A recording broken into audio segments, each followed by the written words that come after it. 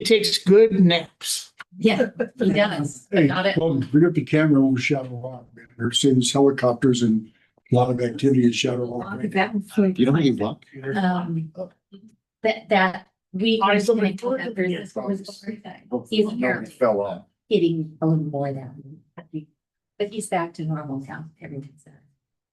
You have a lot of feelings. He did have a lot of feelings that week, didn't he? Leon's little sister was born.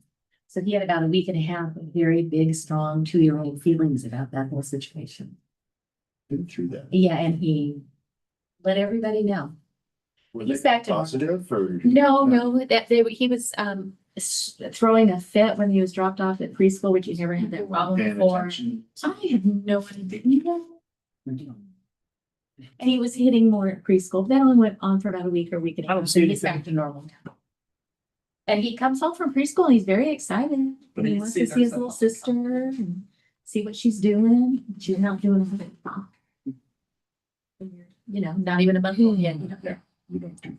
And he wants to throw toys in on top of her in the bassinet, which is okay if it's a stuffed animal and not so good if it's your Paw Patrol trucks. Yeah. Tonka truck. Yeah, but so far. He's only given her a tiny scratch on her face so far.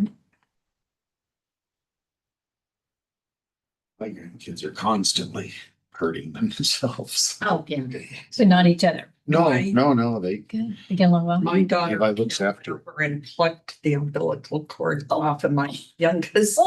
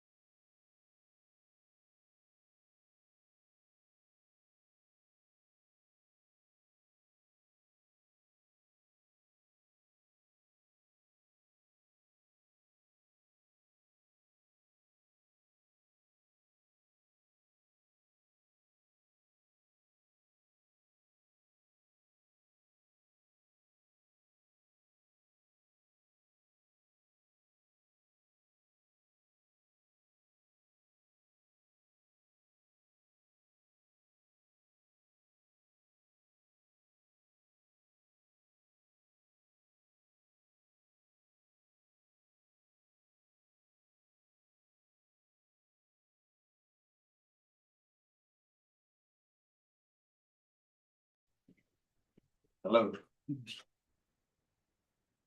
Welcome back from it. Or, yeah. Do you need a copy of the agenda or something, or do you need to? My computer. I'll give you a minute. Didn't get you. We can be a little late, we just can't be early, so I'll give you a minute to set up. Thank you. So are you looking at if somebody wants to watch? You get to do the flag salute and everything, didn't you? It's streamed on our apps. Oh, I'll make sure to keep a good pace. We don't have to- they can watch it. You don't know. But can they comment? I'm gonna just wait till, We're I'm not- just gonna wait till it's 6:40 and start the meeting at 6:40. Give Matt a couple minutes to get set up. I'll come back. Our agenda is very light tonight. Of course, that's what usually takes forever. This was part of our discussion today on our roundtable. When the president says it's a light agenda, it's gonna be fast meeting. I didn't say it was gonna be fast. I did not say fast. You alluded to it. You ready? Certainly I should look in. Okay, I'm going to call this evening's Woodbury Recreation and Park District Board of Directors to order at 6:38. Mr. Giddings, do we have the book? Please stand, put your hand over your heart, ready, begin. I pledge allegiance to the flag of the United States of America and to the republic for which it stands, one nation, under God, indivisible, with liberty and justice for all. Thank you, sir. Okay, we have roll call, please. Division 1, Kim Gerald Johnson. Here. Division 2, Jose Luis Godinez. Present. Division 3, Tammy Rivas is absent. Division 4, Edgar Castro. Present. Division 5, Ross Lejon. Here. Okay. Have any presentations or recognitions this evening? None this evening. Any public comments? I've not received it. Welcome our legal counsel here in person this evening. Let's move on to item 4, which is the consent calendar. Does anybody wish to remove anything from the consent calendar? Again, I'll entertain a motion. Move to approve the consent calendar? I'll second. The motion is second. All in favor? Aye. Motion carries 4-0. Okay, let's move on to board action items, and this will be the item 5.1. Second reading and adoption of ordinance of the Board of Directors of Woodbury Recreation and Park District for annexation number 46 to its Community Facilities District number 2016-1. We have a staff report. Yeah, you just basically said it all. This is the second reading for the annexation. This is the property located here at the corner of Camino Real and Hooper Road. I believe it's 66 units. Does anybody have any questions on this? Okay. I move that the Board of Directors adopt the submitted ordinance number 02-2026 for annexation number 46 to CFD number 2016-1. Second. Motion is second. All in favor? Roll. Oh, roll call. I'm sorry. Okay. Edgar Castellan. Yes. Jose Luis Godinez. Yes. Ross Lejon. Yes. Kim Gerald Johnson. Aye. Motion passes 4-0. Okay. On to item 5.2. Different versions here. Same do different times. Okay, this is the public hearings on the status of vacancies and recruitment and retention efforts, Assembly Bill 2561 compliance. May we have the staff report? Yes, Mr. President, technically, we do need to open a public hearing in regards to this meeting tonight. It can be after the staff report, though, correct, Mr. Early? Absolutely. This is a new requirement put in place by AB 2561. Has to do with our retention rates and the rate in which we're filling vacancy positions. There's some other components of the laws that doesn't apply to the district here, as we don't have any represented employees by different employment groups or unions. But this is something that will come before annually prior to the adoption of the budget. And it's a very simple report here, but broken down by department. We have 5 positions, full-time equivalent positions in administration, 4 at the Discovery Center with 1 current vacancy, 13 in our maintenance department and 10 in the recreation department. And our average time to fill a vacancy is between 30 and 60 days typically. With that meets the reporting requirements, and if we want to open the public hearing and take At any. this time, I will open the public hearing on agenda item 5.2. Hearing no comments, I will close the public hearing on this item and we will go for a motion. If there's no questions, we have a motion. I was just curious, was this because other jurisdictions larger than us keep a lot of vacancies on the books or something like that? That's my understanding, that there were different labor organizations and different groups out there claiming that people were strategically keeping positions open or unfilled for various reasons. There's some meet and confer type of verbiage in the language based on the number of percentages of vacancies and the time in which they were left unfilled.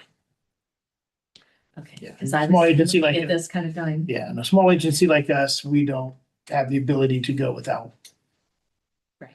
for a long period of time. Yeah, see, it's just to receive and file, so if there's no other questions, I don't believe we need a motion. That's correct. Okay. All right, no other questions. We'll move on to 5.3, the Brooklyn Community Center interior study. Mr. Glid. Yes, as you're all aware, we completed the renovation of the community center last year. And while we put in a significant amount of materials to help with the acoustics in the building, when there is a full house, it's decent. But when it's a smaller crowd in the 30s and 40s, like today for the Chamber of Commerce meeting, you get a very bad echo. So we reached out and we've received a proposal from a acoustical engineering company that will come out there and do computer simulations, and will provide us back with a report on how to best address the challenges that we're having. And it's been, the way it's described to me is they come back kind of a 3-part plan of how what materials we can use to address the acoustical issues in there. Kind of a plan A will be, this is the most bang for your buck. Kind of come in and do this, utilize the building and see if it takes care of our issue. Then we can go to step B or C if we need to, we don't have to go all in at the beginning. This is not concert hall quality sound we're looking for, but we're looking for a quality meeting space. And they'll provide us with the design standards and material recommendations for what needs to be installed. So apparently the architect who designed that didn't understand the Yes. acoustics of that. They felt what was installed, which is the border and the acoustical material in the ceiling. On a full house, I was there one evening when Congressman Takano was there. On a full house, it was good. There's enough body in there to absorb the sound as it's reflecting off the walls. We have a hard floor, flat walls, the ceiling. We get the bodies in there, it absorbs the sound. When there's, I said, 30, 40 people in there, it's bouncing all over the place. So, yeah, I I agree with Mr. Johnson. I'm a little disappointed because I know we spent money on the acoustic ceiling, all this stuff, and we should have gotten better, and there's nothing we can talk to them about and say, hey, we talked to them about and kick in a little for this, or I know. I'm just very disappointed. I'm extremely disappointed in that. Not sure I would approve using this contractor again in the future. So there's We can nothing have- we, We have further discussions. There's nothing we can do with him. No, I would. You spoke with them? The architect that designed it, uh-huh. find it hard to go after for anything like this. Haven't given it any thought Yeah. until now, but I tend to concur. Was there any wording in the contract that talked Yeah. specifically about the acoustical? No. Oh, there would not that. So that's on us. We need to make sure that if we do this in the future, that's a You good didn't contract. address it. I recall that. There's stuff in the design to account for it, It wasn't. but it wasn't enough. If all the use in there was 250 people, auditorium style seating, it wouldn't be an issue. But that's a And that would rarity. probably be their out. Yes. that they designed it for maximum capacity and Mhm. Well, and we didn't put carpet in, We didn't put carpet in it. We knew that going into it. We didn't want to put carpet in it. but had Does we it put have- carpet It in. would have helped. It still would, we still have issues at Skyview too, because we had a lot of sound in there, but this, if it was a flooring like this in Skyview, it'd be horrible. Which is why, while we get frustrated with the staining and stuff of the carpet, we probably need to keep the carpet. Does it have dividers? So you could have sound. You haven't been there, that's right. No, no. Should walk you over there when we're done. Been there with that since. do you guys have any questions? No, you guys kind of touched on. It's frustrating. I understand that. Yes, I will move to approve the proposal from RNS Acoustics to conduct an interior acoustic study at the Hoop Community Center in the amount of $5,510 and authorize staff to execute the agreement and issue a notice to proceed. Second. I did have one other question. Sure. Thinking about this. Mhm. So they understand that the problem is not when the room is full, but the Correct. room is only partially. Oh, yeah, full. talking with him, he had pictures of me, he goes, I see your issues. I understand what the problem is. Okay. This is what he does for a living. He understood right away from looking at the pictures and the plans. Okay, My concern is making it acoustically better, but still aesthetically pleasing. That is one of the things I talked to him about. Not wanting to have to hang baffles from the middle of the room. He's, there's, the technology has got significantly better. There's different options in how we can do these things. Okay. Well, we would have to approve any. Correct. Anything coming up anyway. Okay, at this point, I have a motion and a second. All in favor? Aye. Opposed? Motion carries 4-0. Move on to item 5.4.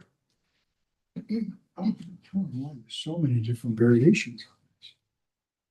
This is an authorization to solicit statement of qualifications from landscape architects for future projects. Staff report, please. Yes, this is just more of an informational item for the board that we'll be sending out a request for an RFQ, request for qualifications for landscape architect services. There's a number of projects here in the district that we've been talking about. We have a number of possible grant opportunities later this year that we will need various levels of service on, and then based upon awards would potentially add to that. So we need to submit a RFP or RFQ for qualifications, and the goal is to establish a list of qualified architects that we can pull for various projects that will be coming forward. How are we reaching out to these architectural firms to? This will be doing via Planet Bids. So that's the standard that everybody is on with. Any other questions, comments? I would like to see some language regarding botany. A little more experience in that regard, because there's obviously an aesthetic. They follow this uniformity that they already have in their mind, but it doesn't take into account those native plants that we need to see more of, or in my opinion, we need to see. So I would like to see that in the language of the RFQ, or just something a little more based in ecology or something a little more scientific, because no offense to landscape architects, they focus more on making things look pretty and full as opposed to what's good for the environment and the local microclimates. We can just toss plants. I think we can come up with some language to add to that as part of the proposal. We want to know how they're approaching use of native plants, not beyond just from California, but specific to the region. And how some examples of how they've utilized that in designs within the area that we could use as a reference point to just go check out essentially. And full disclosure, I'm being preemptive based on the item I'm going to ask for later in the meeting, so. So I know right where you're going. No, and I completely agree with Mr. Godinez because I'm extremely disappointed. The city got a list of approved plants from a landscape architect, and they're now replacing trees that die in the city and landscape, like full-grown trees with crepe myrtles. It's like, it makes no sense. Yeah, there's microclimates that are created because of the constructions around us and just, they vary. Right, so I mean, So. Yeah, we don't need crepe myrtles everywhere. No, I know, I understand what you're talking about. The thing that I was wondering about, and I fully admit I skimmed it, I did not Mhm. read it word for word. I was very disappointed with the the original design for what is that? The new park in Riverdale, the 57th Street, because it was a small park, and yet the landscape designer used a piece of that park for a maze or whatever Yeah. you call it. It's not a maze, it's a Labyrinth. labyrinth. And I'm just like, so we're finally getting a park in that part of Riverdale, we're gonna use part of it for labyrinth. That seemed to me to be much more of an effect on their part as opposed to any understanding and knowledge of what one would want in a small park in a community that doesn't have one. If a community doesn't have a park, they don't need a labyrinth. They need, I think one thing Perfect. we need to be mindful of, because some of these grants, after we've selected an architect and we're going out and doing our community outreach, giving a little more guidance on things that we don't want to see, because one of the challenges we have is, for these grants coming up, we have to have 5 public meetings in which to qualifying. And if the public wants something and the board says no, that's going to score against us in the process. and but Yeah. this wasn't the public asking for a labyrinth. You're This correct. was just the architect. What I'm saying is, it was given as an option on the board, and I just got rid of them, but there was all kinds of sticky faces over the labyrinth, and that's why it was added in. So we need to make sure, let's not put that on the Plus, that was just the initial correct. drawings. There was nothing set in stone. Yeah, it shouldn't have ever been even, Because I was with you on the committee when Yeah. we saw the initial drawings, and I wasn't real happy with that either. well, I know one of the things, for example, that people always ask for is a water feed, splash pad. Mhm. And I think we need to make it clear that that's That's not feasible in this facility. right. And so we're not offering that up as an option. Okay. I didn't know if there needed to be something on this that talked about community-based design or something like that. No, I think that's more making sure we're providing guidance as to what would be acceptable when we start these processes. Okay, If we're not gonna put in a pool, there's no way we make sure it's clear. This is not an option, no matter what you say. You remember when we had our first meetings for Horseshoe Lake, we had people asking from the splash pad to a volleyball court to a community center. But we had given much tighter design restrictions on that facility. So we just need to be aware of that. well, we also have to be careful because at Horseshoe Lake, I think one person said, how about a butterfly garden? And we ended up with a butterfly garden. And I mean, I'm not against the butterfly garden, but it's just, just because the landscape architect hears one lady say butterfly garden, don't go running off with it. So we should approach with the menu that the board creates. Yes, I think Is so. the Yeah. landscape architect, and then they can go from. I'm sure they go with things that they know they can create relatively inexpensive, and they're not gonna be, And a lot of this has to do with budgets we're talking about too. I think we're a little far ahead of this. This will be a discussion we would have at a park planning level when we're working with the architects and establishing, kind of outlines for meetings, but these are the types of things we want to stay away from. Looking at Serrano Ranch there above Mr. Godinez, the picture there, we would never design a park like that anymore with all that excess green space.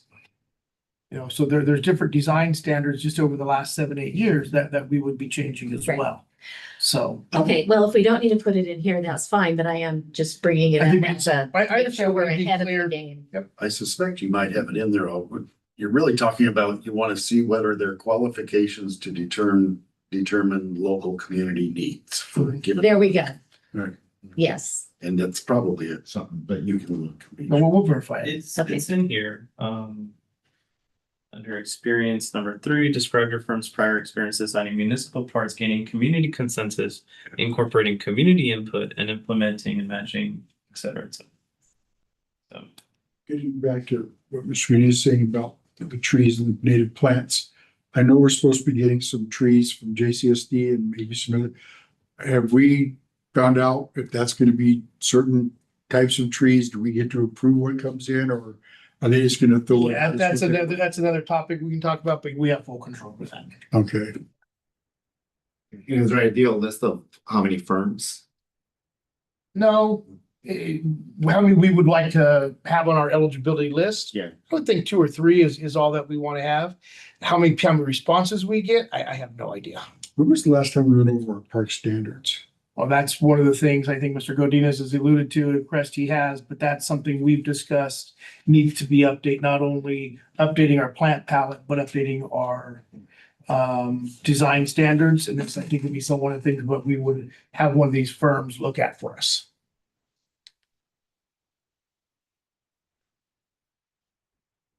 Any other questions or comments at this point?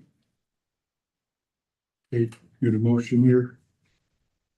I move that we authorize staff to issue requests for statements of qualifications, RFQs, to identify and pre-qualify licensed landscape architecture firms for future district projects on an as-needed basis. Second. You all in favor? Aye. Motion passes 4-0. Okay, let's move on to item 5.5. This discussion and possible approval of the 2026 Veterans Memorial Wall nominees. Mr. DeGray, Nominee.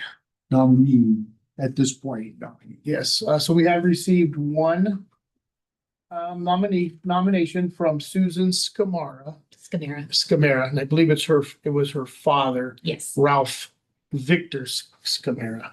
He was a Army veteran and was on discharge. We have all his proper paperwork. And his primary service to the community was volunteering at his church here in Glen Avon. Ms. Johnson helped the family with this one, and she may have some more information that she would like to share with it. Well, Mr. Scamara was born in the area of Mariloma, and then when he married, he and his wife bought a house in Etiwanda. Their daughter still lives in that house to this day. So longtime family in the community, worked at Kaiser Steel for many, many years, and was very involved. The whole family was very involved in Sacred Heart Church, where he served from 1940. What did they have? It's covered 1948 to 1970s. So I thought of them. I thought of him, and I called his daughter and figured out that he would be qualified. She's very happy and excited at the idea of her father going on the wall, and so we were able to accomplish that. And from review of the application, it appears to meet our requirements. Yes. She had a copy of his discharge paper. Because it's Yeah. different in World War II. They don't have that form, whatever that form. DD-214. Yeah, they don't have it. But it was very interesting on his discharge papers, mentions all the medals that he received and all of the places where he served. He was a medic in World War II, including helping, he was at Buchenwald soon after it was freed. Concentration camp. So must have been quite a experience for him as a young man. Gives me chills at the idea. I don't know if Sacred Heart was that old. Yes, Sacred Heart does date back to the 1940s, yes. It was the first, the first Catholic church was just a mission, and that was the church in Belltown, but the first full-blown Catholic church in the Hurricane Valley area was Sacred Heart. And then St. John's came along in the 1960s. Or the late 1950s, something like that. That was it. Does he have more family growth? Do you know? He only has the one daughter and, but he has, like nieces, nephews, cousins, things like that. So he had several siblings and they're in the greater area. Grandchildren? No. Get a motion? I move the board of directors approve the 2026 Veterans Memorial Wall nominees as presented. Second. All in favor? Motion carries 4-0. Okay, now we'll go to communications committee reports, general manager's report. Yes, I just, a couple things I would like to share with the board. As many of you are aware, I spent a couple of days earlier this week up in Sacramento with California, Special District Association for their Ledge Days. It was quite interesting, able to work with a number of other special districts here in our region. And we met as small groups with various legislators. We met with, representatives from Sabrina Cervantes' office, met representatives from Leticia Castillo's office, and representative from Natasha Johnson's office out of the Lake Elsinore area. There was 3 set bills that CSDA wanted us to discuss with the representatives. The first 2 were both tied to AI. There's a lot of discussion right now at the Capitol in regards to AI and how agencies should be and should not be utilizing it. CSDA has taken an oppose position on both of the bills. The way essentially they were both written, it could essentially eliminate the use of it in public agencies completely. The reality is the intention of the at least the one bill was really focused on more of the warehouse workers. There's stories coming out that large agencies are putting essentially watches on their employees and tracking their movements and their speeds and efficiencies. And the other part of it would be call center workers. They're using cameras and audio recording, and they're being dinged for not being enthusiastic enough and showing expressions. And so it's taking it too far, obviously, but the way the bills were written, they were opposed positions, and I think there's good support for them. And the other one they want us to talk to is not necessarily was a bill, but a proposal that is coming out of the high-speed rail project, that in their draft budget plan, there is verbiage that says one of their funding mechanisms they're looking at is trying to acquire future property tax increases of properties within a half mile of a proposed station or stop. So yeah, I immediately go to RDA, our ERAF funds, things along those lines. Sounds very similar. And there was strong consensus and concerns with everybody. Has not made it, it's not been an official proposal yet. It sounds like it's gonna be a trailer bill to the budget. And those go extremely quick and fast and don't have as much scrutiny through the different committees and stuff. Of So, course, that happens only if they actually build something. well, yes, but it's setting precedents as well. So those were the concerns there. Other than that, it was great networking opportunities, but there was also presentations from the budget office at the state. They're predicting next year's budgets to be okay. There's concerns, but the next 5 years out, it's something like $65 billion in shortfalls they're projecting. And that's with a relatively flat economy. So things could get a little interesting over the next 5, 6, 7 years across the state. So said other than that, it was great. It was a great time. Moving forward here, activities at the district. Obviously, we had the spring fling just a little over a week ago. Attendance was down. It was still well attended, just not what we had hoped in the past. But that was still a great activity. The Todd Olympics for this weekend, attendance wasn't looking good, and with the forecast for rain, it has been canceled. This past Monday, we did go live with our new recreation software, Rec Technologies. taking registration for programs starting in May. We're hearing a lot of positive things, from residents, the ease of use and creating accounts and registering. There are some challenges. Some people are having some challenges with it. We're working through that with them. The administration team, finance is working with some challenges they have with some of the reports, but all in all, I think it's been a very positive process so far. And we're already getting a lot of reservations for our shelters. So we're excited for this going forward, and our recreation guide will be hitting the mail here the next week or so, and we're gonna make sure it's personally hand delivered to Mr. Lazia's home.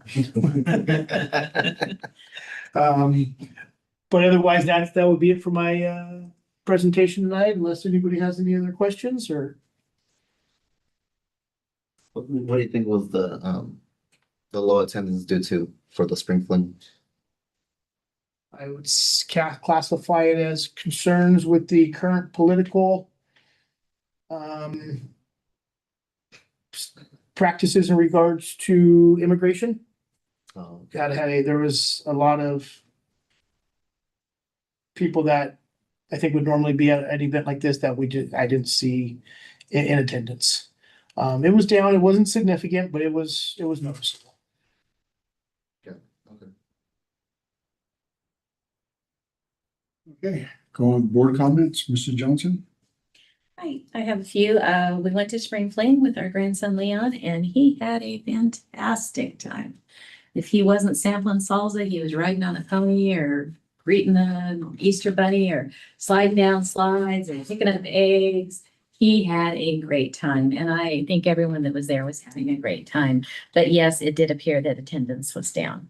And keying off of that, I think we need to have an item on a future agenda sooner rather than later about how we want to handle this downturn in attendance. Because I know we kind of have been always wanting, next year's even better, next year's even better. We need to I guess, make sure our events are appropriately sized and funded based on what we think is going to happen and the attendance we're going to have. And I don't think this is a problem that's going to be solved anytime soon. And it was definitely clear being at the event that we know the demographics of our community, and that demographic was not represented at that event. So the demographics of our community and the people that were at the event did not match. And so I think we just need to think about that. And I think it's a discussion we have to have at the board level. And then the other thing I wanted to mention, I have brought it up to Mr. DeGuid a few weeks ago. Across from Glenavon Heritage Park, there is a large facility, a large public facility, and they have events there at least 2, maybe 3 or 4 times a year, where they actually close down Mission Boulevard on their own without permits. And there people park in our park. So like say if somebody had rented the gazebo for a birthday party, they would have had no parking because their event started at like 8 or 9 in the morning, and at 9 o'clock at night, our security guard could not shut the gate because the parking lot was still full. And they were not just parking in the marked areas, they were parking wherever they could. And so I think that's something we need to address, probably at the staff level, talking to them, talking to the city. I did report the closing down of lanes on Mission Boulevard and the fact that they had people out there with stop signs to take pedestrians mid-block across and everything. The city was completely unaware that it had even occurred. So you had someone just randomly shutting down the biggest street in the city for their event for 2 days, Saturday and Sunday. And the other thing I figured out is that it was more of a cultural event, not a religious event. So it wasn't something like we could go look at a calendar and figure out, ooh, that's coming. Christmas is coming. We know a big event's going to happen. No, there was no way. I guess following their Facebook page, maybe. But we just don't know. How do we know? You just drive to Target and go, holy mother of God, what's going on here? So I just think we need to do something proactively to stop it, because our park should be for the whole community. It should not be allowed to be taken over by an event where they didn't rent the park And, you know, if they want to rent the park for parking, that's one thing. But something's got to give. On This that is crazy. particular point, can we get a sign that says no event parking and find out if there's any teeth that we can put into it through the sheriff's department? I think we would have to have a private tow. Anytime I've gone to like LA or someplace that has these events and all these areas are opened up, people will put big signs up there, no event parking and stuff. So it's. Ultimately, the city has authority in traffic. And But in our- I'm not talking about the traffic. I'm talking about, we put a sign at our gate entering the park that says no event parking. But how would we know if they were there for the event or they were there for? I think depending that we normally only get maybe 10, 15 cars in there, and if there's 100, we know there's a problem. But which, I don't know how. I understand, I think we could, I'm not This is- bringing this up to Yep. talk about it now. I'm just bringing it up that it's something we need to address because it's been an ongoing problem. Well, no event parking. sign. Every time they have an Should be event. expensive just to see if it would help. so is this a request for an agenda item or just a request for staff to Just start with? request for staff to start. And this event's coming up or it just happened? It just happened. It just happened, well, I went to go get my car Few- washed. few and I weeks could ago. barely get in and out of the place. They were parked everywhere, Yeah. in the neighborhood, in the Target parking lot, in our parking lot, And they shut all down along the streets. street where it says no parking, they parked. It was everywhere. And they had buses, you know, where you turn right into the Target parking lot coming down Mission. They actually had buses where they had bus people in, parked on the street, blocking the access into the Target parking lot. It's a big event. Two It's a huge big- buses parked there. Big event. Anyway, that's all I had to say. Okay, Mr. Cardenas. I just want to give a shout out to our social media for their April Fools, both on JMDC and on the Parks thing. It got a lot of engagement, I think. They both did, Yeah, in different ways, but yes. yeah. Yeah, the JMDC, one of my friends sent me like, this is the one I would go with, and I was like, it's a joke. Yeah, this is a joke, right? Yeah. People didn't get it. They're still not getting it. Yeah, that's one. I noticed our mission statement was missing from our website. Other park districts have it and double check. It's like a one sentence. I'm assuming to not get into trouble with some adjectives, right? That people might attack. So that's another. And then I'm excited for the Dino Dash. I would like to see a map at some point before, just to know how much I'm gonna suffer. It's only a mile. I can show It's only a mile? Only a mile. Okay. Yeah. Okay. It's designed really for the kids and the families. Got But it. it's I can tell you straight we're up, on- straight up the hill. We had the registration number said we were over 100 registered already. Got it. Okay, so maybe in the future, we can look at like the fun run and then the serious run. We're trying to keep it light to begin with and see where it grows Yeah, to. no, Yes, no, this is, This is our first time at it, and then thank you to staff. That's all. That's it for me. Okay, Mr. Costello. Just to reiterate some of the comments, thank you again, staff, for a lot of the efforts gone to the events. I know, given the climate, the context of where we're living, you know, attendance is gonna be impacted, but I think our events are still well put, well coordinated. We definitely have to think about, maybe tweak some things. But thank you all again for putting those together as well. And also looking forward to the Dino Dash as well. I did also get some comments about the April Fools. So people asking me if that was real or not. one of your neighbors. Yeah. So so I think that's a good, we're getting some good engagement with Parks, our district, and especially JMDC. So happy to see that. Oh, you're still there. And so that's it for me. Yeah, I enjoyed the April Fool's joke too. I read it and I just laughed at a lot of the comments. It was just insane how people actually thought that was real. I can tell you the staff that posted it for us texted me when it went out. It went out kind of later in the afternoon. I think that maybe that's why people didn't catch on that it was a joke right away. But he's like, do we need to take this down? I said, no, we're okay. It's fine. And then they were going. I said, we started a Go Save Me Eddie GoFundMe account. Oh, yeah. Well, I will say that I was concerned at first about the timing of it with the dismissal that happened, that people might really get ticked off about it, but it didn't happen. So I'm glad it all worked out as a good joke. I missed Spring Fling, sorry, couldn't attend it. But in regards to that, I would like to see Spring Fling moved in different locations in Round Table. I think, Riverbend, you got all these new families out there, maybe get a better attendance. It's a large park, back up to Shadow Rock. Instead of always in the same place, I think it'd be nice to rotate around the different neighborhoods and see how the attendance varies neighborhood to neighborhood. But that's just me. So that's all my comments.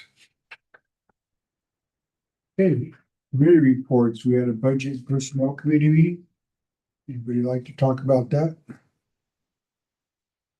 Just the ongoing, normal budget things, just, I don't know what to say. Nothing particularly, interesting that I We're remember. moving along. It's the budgets look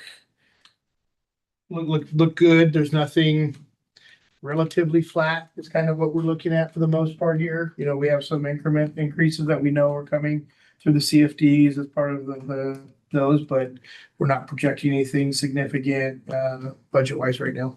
Yeah, we looked at the CFD last time. What I requested is because 2016-1 has so many things in it that they bring a breakdown to the board so that we can see, like, is Quarry supporting itself? Is, that kind of thing. So that's all. Is the new software supposed to help with them? Not with the reporting that Ms. Johnson's talking about, but providing us better, clearer reports that will provide it. Yeah, so what Ms. Johnson's asking for, we have a spreadsheet that we have that's gonna, I think, help answer a lot of those questions. Just make sure that we're being transparent and that the board understands how that CFD is functioning. Okay, do we have any future committee meetings? Not right now. Do we need to schedule a JMDC one? I would like to schedule JMDC Yeah, one. now that we're both back from Yeah. Yeah. respective vacations, yeah. Usually open, so we'll see what you got. Okay, and agenda items for future board meetings. Yes, I have one, working title, plant palette project. Essentially what I've created is 3 separate documents. One is the policy itself that goes over how we would approach what plants we use and where. It also breaks down a grading system that I've created. The other one is an Excel sheet. It has basically all the plants that we would use, the ones we would perhaps use, and ones that would be completely disqualified. And that feeds into an HTML file, and that HTML file is basically a database, kind of like a separate search engine. You type in the plant, it gives you a breakdown of what it is, the grading, it'll show you right there, the best usage. If it's a plant that's been disqualified, it'll give you like a plant that can replace it or something like that. And Probably should get that in depth now. We can yeah, we'll put it on the agenda, get all in depth you want. But I'm once just it's on the excited. agenda, yeah, I know, I can tell. I can tell. I just Yeah, wanted to let you know you get it. All right, so we'll get that on the agenda. And then, of course, I had my item that I want us to look at the size and the scope of our events and how we want to handle the current attendance. Okay. And if we want to change anything, give any direction to staff or whatever. Anything else? Okay, then our next meeting will be on April 23rd at 6:30, and I will adjourn this meeting at 7:20 PM. How was your trip? it's good. Just the jet lag coming back.